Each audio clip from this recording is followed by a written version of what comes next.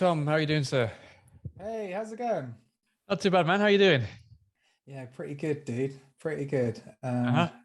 Thanks very much for speaking Oh, to me. I appreciate it. oh, no worries, man. Thanks for the invite. Really appreciate it. I mean, I'd heard a few of your tracks before, but the last one, Laurel, just kind of really, I just really love that. It was kind of had a really kind of David Bowie kind of vibe to it as well that I really, really loved. So Really? yeah, that was Oh great. man, Yeah. I'll take that. Thanks so much, man. I'll take that.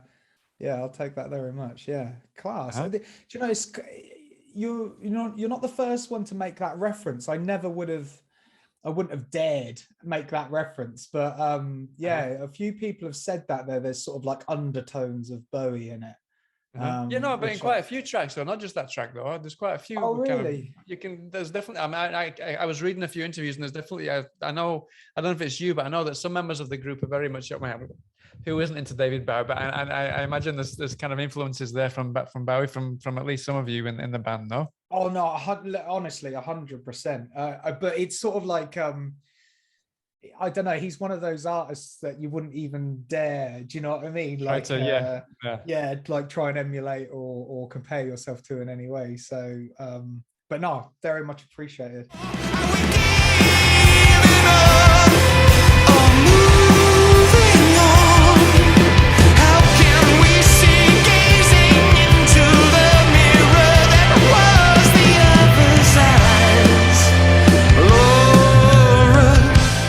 Can you tell me a little bit briefly, without kind of going too much into detail, because you've probably been asked this 100 million times, but how you kind of formed? I know that I think you were with Cams. You've known each other for quite a while, and that was kind of how it started. And then the other two kind of fell into place through friends of friends or something like that. Yeah, sort of. Yeah, I mean, Cams and I, we're married now. Oh right, I didn't know that. Okay. But originally we met at, we're based in a town called Reading, Mm-hmm. in the south of England, and we went to a small Reading college, small little kind of music college, and that's where Cams and I met. Right. And then I was the drummer back in those days, so we kind of formed a band called Yankee 99er, it was called. And we kind of had a fair, we had a brief bit of success with Yankee, and then that kind of sort of fell apart. And then Cams went off and did her solo stuff, which I played drums. I played drums for her for some time, and then I started writing, and then that's when I met the drummer Sam, and well, it was Rob I met first, the bassist. Uh-huh. And so we kind of kicked around as a free piece for a little while. We actually wrote we actually recorded an album together called in the Chrysalis, and put that out in, oh, I can't even remember, years and years ago now. But about 5 years ago, we'd messed around and tried to find the right lead player, because we always knew, we weren't a three piece, we were a four piece, at Uh-huh. the least, kind of thing. We were going for a bigger sound, and yeah, tried out a number of different players, and then eventually I strong armed Camilla into trying out to be a lead player, because she's a very reluctant. She would reluctantly call herself a lead player, but ever since she joined us 5 years ago, the band just took on a whole new identity. So much Yeah. so that we even retrospectively we kind of think we probably should have changed the name at that point, because it's such a different entity. Right. But quite a few people liked the name, and we stuck with it anyway. And yeah, that's when Cams joined, and that's when we became the four piece, as you know us now, Uh-huh. about 5 years ago. Yeah, yeah. I mean, there's a couple of things that you mentioned. I mean, you mentioned that you were a drummer to start with. Was it always your intention to be the drummer of a band, or did you know that Yeah. you could? I mean, because you got great vocals. I mean, down Oh, low and right thanks. up high acapellas, fantastic voice. I imagine you've always kind of had an ambition to sing. No, I imagine, no, even though you were playing the drums to start with. No, I appreciate that, man. And I've always wanted to write. I think I'll say that. I've always kind of, I've always written poetry, and I've always wanted to write. I've always had that inclination, and classic kind of sing in the shower kind of vibe behind closed doors. Always enjoyed it, but never had the confidence to do it out front. It's quite. But yeah, no, it was always drums. It was all, I was obsessed with drums from the age of about 10, 11. Right. Yeah, and I just thought I was going to be the drummer, but then Cam's actually, you know what it's like when you're in bands and stuff, you know, you're surrounded by all these great musicians and stuff, so you kind of ask them, oh, you know, what's this chord and what's that chord, and you pick up the first 3 or 4 chords, and then my instincts, every new trick I learn, all I'm thinking is, right, how can I turn that into a song? That's just that's my instinct. So I'm, you know, that has its pluses and its minuses. Like, I don't think I'll ever be technically an amazing player or anything like that, because I don't stick around long enough to be an amazing player. I'm always thinking, right, how can I create a song out of that? Do you know what I mean? Yeah, but at the same time, I think that's kind of a great thing, because a lot of people be kind of, oh, that's great, and maybe work on that for too long, but you kind of automatically try and convert that into something that you could kind of get out there, no? Yeah, I think I've had to find a balance with, you know, because it's like, you know, am I just being lazy and not learning a guitar part properly? I think it's exactly the opposite. No, it's rather than being lazy, it's kind of making use of everything that you're learning and putting it straight out there into a song. No.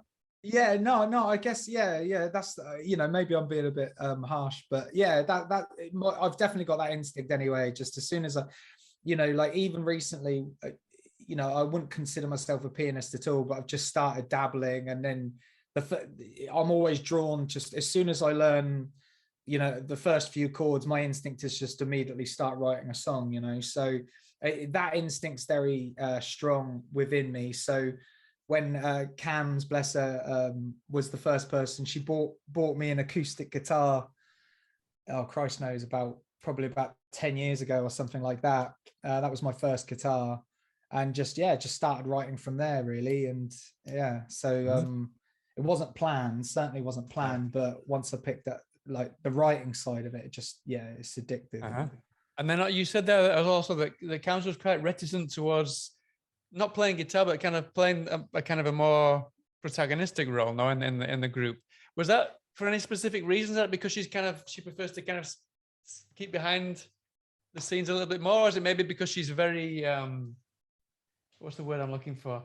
I mean, because I'm very much of a perfectionist, and I kind of don't. These things, I do these things because I enjoy them, but I'm very camera shy, and so I don't want it to get it wrong. So maybe it's that kind of the same kind of reason. It's kind of, she's so much of a perfectionist that maybe she doesn't want us to kind of be in front just in case, you know, because she's always kind of second guessing what she's doing, maybe. Yeah, I think there's very much. Do you know, it's something we all share in the band, funny enough. Right. We're all a bunch of self-conscious sods. So it's very much been a kind of tiptoe towards having confidence on stage, and is sort of feeling sort of secure in your own skin and stuff like that. But Cam's is an interesting study, man. She's a phenomenal singer-songwriter herself. Her voice is insane. She's got an incredible voice and a very unique tone. So, I mean, I know I'm sure, you know, people can say I'm biased and all the rest of it, but she's a phenomenal talent, and I've always been a fan. But yeah, in terms of like self-belief and stuff like that, we've helped each other. I was thinking about this recently, because we've literally just finished recording we're calling it our debut album, because it's, you know, the first album the four of us have made. Full length with all of you together now, yeah. Yeah, it's like the four of us. So we've just finished it, and it, you know, when you get to a point like that, you inevitably become fairly retrospective, and you know, you kind of think about like how the fuck did we get here, kind of thing. That's certainly something we all share, is this sort of like, you know, sort of struggling with self-belief and stuff like that. And I think the four of us have sort of helped each other kind of. Camilla's a great case in point, because for as long as I've known her, she's always been like a rhythm player, and we've, like I say, I used to be the drummer, there'd be other lead players in the band, but just out of nowhere she'd do this like great little lick or this little solo, just fucking about, not think, you know, while no one's watching, kind of thing. And everyone in the room would be like, what the fuck was that? oh, hold on a second, what the fuck was that?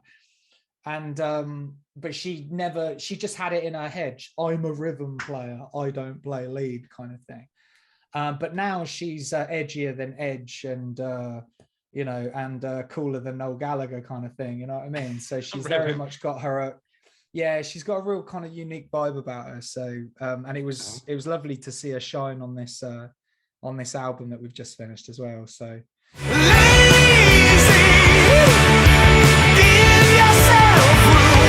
I know you feel the walls are closing in. I'm guessing that a lot of the stuff that's on the album is going to be completely new, but I mean, because you've got a lot of you've got a massive catalog. I was just listening to it now before the interview. You've got a massive back catalog, but I imagine a lot of the stuff that we're going to hear on this new album is going to be brand new stuff, because you said it's the four of you together. It's a debut album for you, know? Yeah, 100%. Yeah. So I think the only track you would have heard is Laura, which that's the only one. First single. Yeah. So that's the first single. So it's 11 track, and we're releasing it on vinyl, which we're really excited about. Yeah, that's crazy. Everyone's releasing on vinyl. I mean, even though it's quite a pricey venture to venture into, no? But at the same time, there's a huge demand for it as well. Yeah. Yeah, 100%. Again, I think there's no point like hiding the fact, like, you know, like so many, I think we felt like stifled like for the last 2 years, and but we're not going to kind of hide the fact that we are taking a chance on it, but it just feels right for us now, you know, like because last year we kind of sort of dipped our toes into like kind of like a new world. Like we put on our first festival. We've never done. Yeah, I was reading about that earlier. Yeah. So we partnered up with a local brewery, Loddon Brewery, and became friends over you know, all the lockdowns and stuff like that. And they were so supportive. They ended up allowing us to film one of our videos in their beautiful brew house. Which is sort of in, you know, they've got this brew house in this Victorian barn. It's just gorgeous setting. Yeah. So we filmed a video there, and then just, you know, how it, you know, what it's like, you know, things evolve, and you know, we all ended up sort of sat around, you know, having a couple of beers, thinking, oh yeah, how cool will it be if we like put on a festival? So so we did Lod Fest, had its you know, inaugural kind of date last year, just after the second lockdown setting, which is kind of like the worst possible time, but perfect time, because everyone was just gasping for live music. 100%. Yeah, because we literally got it all, because we were talking about it for quite some time, but obviously we're waiting for Boris to give the nod, you know. And then once everyone knew that, you know, we'd be able to kind of crack on, we had 6 weeks to finalize everything, and then we sold it out within like the first 2 to 3 weeks. The demand was insane. It's not, I don't want to give the wrong impression. It's not like it, you know, it's not the biggest of festivals. It's a one-day festival, but you know, like this year we're going to have 500 punters through the door, couple of stages, one big main stage, and then we've got a real beautiful, like intimate sort of stripped back stage set up in the brew house itself. That's 17th of September. That's going to be. So sorry, long making a long point here, but I think after doing that, it kind of made us realize, oh shit, we're an independent band. This is all in our hands. Do you know what I mean? How's about we just focus on what we've got control over, you know? So we just started focusing on the local scene, and focusing in on this festival, and focusing in on our own music, and making connections locally. And it's just growing from there. So we just sort of, it's given us a lot of confidence. So we just thought, fuck it, let's go for it. Let's get this out. Because when we went into the studio, we were thinking, let's just do what we did last year. Let's do an EP, you know, release a single every 3 months or whatever, you know, bundle them all together at the end of the year as an EP with a couple of bonus tracks. And that seemed to work fairly well. But yeah, we got into pre-production with our producer, and the tunes just kept on coming, and we were like, especially considering we were thinking about doing vinyl. I mean, Right. you get to 7 tracks, and that technically is an LP, isn't it? Yeah.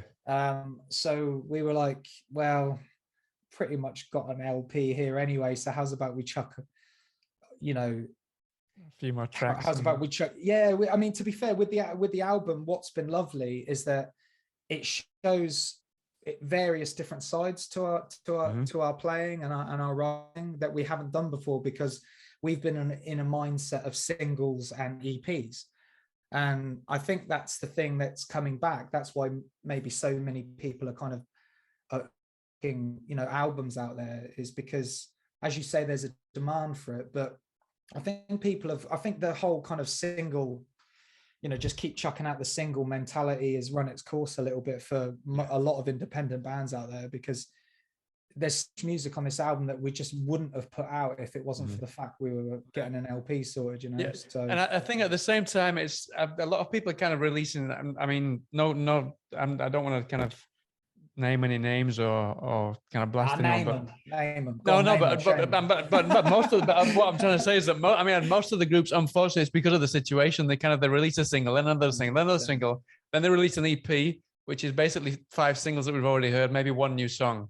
Yeah, and in the end, there's so many people doing that at the same time. There's just so much available music. You just don't not enough time to listen to the tracks. You can't. I make these playlists every Thursday. Sometimes I can't even remember which ones I put on last week or 2 weeks before, because they're just trying to cram these singles out. And it's so much better to kind of hear 1 or 2 singles like we did back in the 80s and 90s.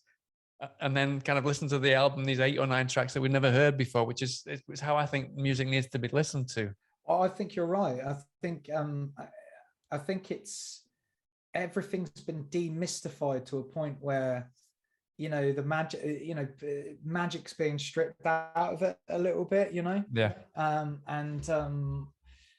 Yeah, I mean, like I say, this is all really fresh for us. We mastered it at Metropolis Studios literally 6 days ago or something. And we're all now of the mind. It's like, oh, okay, yeah, this is the band we are. We're an album creating band, because we've always been fairly. We are prolific. We write a lot of material. And putting out just a single at a time is it can be a very sort of frustrating process, if for no other reason that it only tends to give the listener one side of yourself, because you're in this mindset of like, right, I've got to grab some attention, But let's face it, the reason a lot of bands just put out a single at a time is because they simply can't afford to do anything else right now. You know what I mean? Like, I know it's not, they're particularly trendy or cool or whatever to talk about the money side of things, but that's basically what it comes down to. Yeah. Mm-hmm. And it gets to a point where, and that's the point we're at, it's like, we're sort of betting on ourselves, basically. We're independent, we're self-funded. We're making partnerships left, right, and center with as many different people we can, and trying to elevate ourselves above the noise. And hopefully, we're hoping that this festival, this album, and this year that we've got going on, we've got a good few festival dates coming in, and we're hoping that that's going to do it. That's we just want to get ourselves into a position where we can go again. Do you know what I mean? We've only heard 1 song so far. But what I also really enjoy about it, that takes me back to kind of the 90s time, is that you've kind of based it around kind of a theme. The album's called Gameplay. And I was reading that you've kind of I don't think you did it kind of wanting to do it exactly kind of around that theme, but it eventually kind of evolved. And most of the songs are based around some kind of gameplay. I read in an interview that you particularly kind of talked about the toxicity of social media, that kind of thing, that we wear a mask, and with kind of this facade and like playing games on social media, especially TikTok and things like this now. Was Yeah, that something yeah. that was very much in your mind when you were kind of writing the lyrics for this album? Yeah, it has been. Like I didn't quite realize it until we kind of started collecting all the songs together, but they all do have a similar theme, like, you know, the games we play on each other, the games we play with ourselves. You know, like you say, on social media, it's I think it's, you know, I think it's kind of like trying to figure out, you know, what's trying to it's a search for authenticity, I guess, Hmm. is kind of what it's about, you know, because, you know, sometimes you end up in relationships where, you know, you have a, you know, you can find yourself in a relationship where you're having, you're kind of in love with a projection rather than the real person that's in front of you. You know, Yeah. you're projecting onto that person what you want to see or what you fear you'll see, what you're paranoid, what you'll be paranoid that, you know, will appear in front of you and stuff like that, and you're not actually in the present moment with that person, you know. Yeah. So, you know, that was very much kind of a theme running through Laura. But then, you know, like, yeah, like, you know, I don't know, constantly playing games with yourself. I don't know if you've ever had this experience. It sounds like you might have done studying psychology, but, you know, just sort of trying to get to know yourself on a fairly intimate level. And it sounds quite Jungian to say, but, you know, try to incorporate and inhabit the shadow side of yourself, and get to grips with, you know, who you really are, you know. That's I know certainly exactly what you mean. It's like I'm saying. I mean, I do these things. I started doing these things. I was very reticent, but I kept doing it because I felt it helped me to kind of be who I actually am. You know, because I was kind of scared of showing who I was. You know what I mean? yeah. So I I know do, exactly what you mean. even though it's really difficult. I mean, I imagine maybe when you go on stage and things like that, it's maybe you kind of the It's same kind nerve of thing. wracking. So I just kind of force myself to do it to prove that I can do it, and I kind of find and watch myself as well afterwards when I'm editing it, even though I hate Yeah, watching myself when I'm editing, yeah, that's a just to kind of tough learn one. about myself a bit, you know? Yeah, that's a tough one. Do you know, it's so funny. You said, I remember, because like I say, I was a drummer for years and years, and a lot of the people, I don't think people just say shit, you know what I mean? Like, it hurt at the time, but I don't think they meant anything particularly bad by it. But, you know, I'd start singing, and a lot of people that knew me be like, it was sort of complimentary in a way, but also trying to keep me where I was in another. And Yeah, they'd be sort of saying stuff like, you know, why are you trying to sing? Like, you know, you're great at the drums. Why don't you just stick to the drums, man? Like, yeah, what the fuck are you playing at? yeah, And I just had this instinct. I just kept pushing myself to sing in public and just do all these fucking terrifying things. Some of the most, I'm sure I've got like post-traumatic stress or something for some of the gigs I've had in the past, because it was yeah, just so awful. It was embarrassing. I felt ashamed of myself. It was just, oh, I just felt so uncomfortable. But for some reason, I just kept pushing myself through. And I yeah, always said to myself that this is through writing and singing and getting to know what my voice can do and how it reacts in certain situations, and, you know, how it functions when, you know, psychologically I'm here or I'm there. I always said to myself, this is going to be the best way to get to know myself yeah, on an exactly. intimate level, because I watched when I got angry and frustrated, and, you know, and you know, when I got overly excited and manic and just Yeah. all these different things, and it really has served in as such a useful tool, if nothing else, to kind of really Yeah, get to it's know kind of who I really am. it's weirdly anxiety inducing but cathartic at the same time. I know exactly what you mean. Yeah, Well, man, isn't it like, you know, you know more about this thing than me? I mean, I'm in, you know, an amateur psychologist or whatever, but, like, you know, often you have to um I know what you mean. you You have need to to go face into your the own demons. No, deepest. yeah, Yeah, you do, man. You have to go into those dark crevices. You have to go deep into the dark cave to find the pot of gold. You know what I mean? You yeah, have to fight against the anxiety in order to find the treasure, you know. I mean, I do read and listen a lot to people like Jonathan Haidt and Jordan Peterson, and Right. I find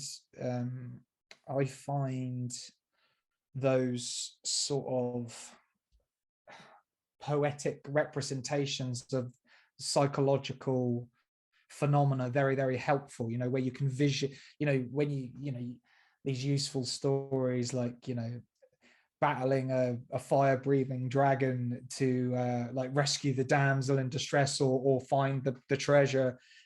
That psychologically makes a hell of a lot of sense to me, because every like the festival, I've never panicked more in my life, but I've never been more greatly rewarded in my life. Yeah.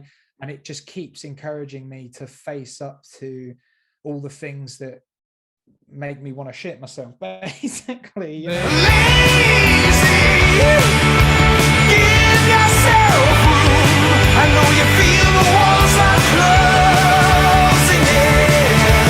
You played loads of gigs before COVID, and then you've been able to you did this festival you created, and you got back to then, and you've been able to play a few more gigs then. What would you say is the most memorable moment gig wise since lockdown that you can remember?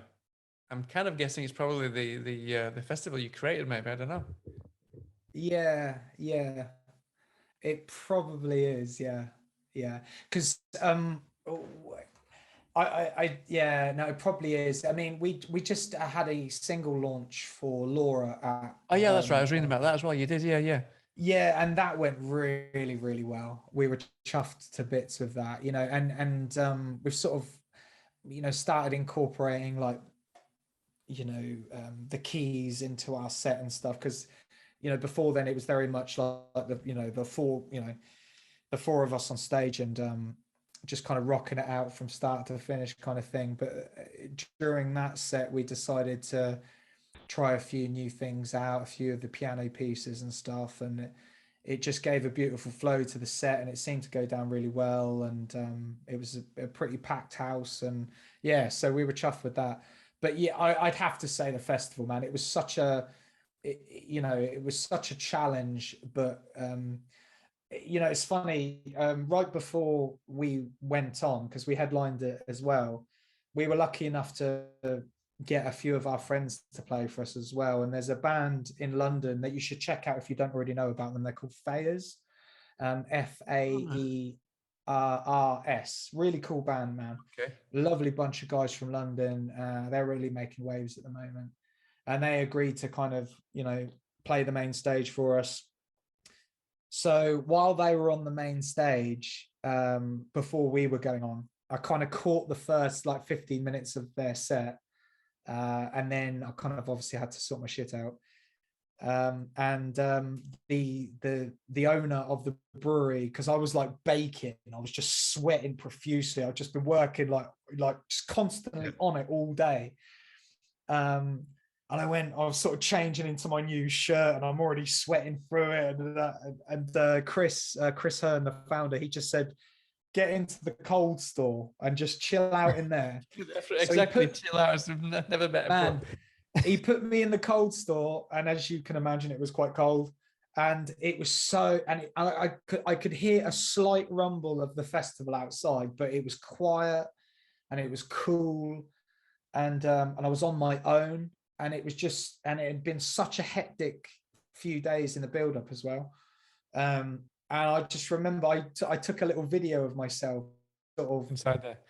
Yeah, just sort of, I don't normally do shit like that because I get quite self-conscious, and I find it a little bit narcissistic, if I'm completely honest. You know what I mean? Yeah, like there's a lot of that stuff going around. So I'm constantly asking myself the question, you know, I don't know. It doesn't sit right with me. I wish it did sometimes. It's kind of like these self-promotion is it feels kind of like boast post, but at the same time, I hate talking to the camera knowing that not, it's kind of, I don't know, it doesn't feel natural. Well, so what I did, I just filmed it. I didn't put it straight up on social media. I just filmed it, and I just sort of said to myself, look, I don't even know if I'm going to put this up, but this is just for me.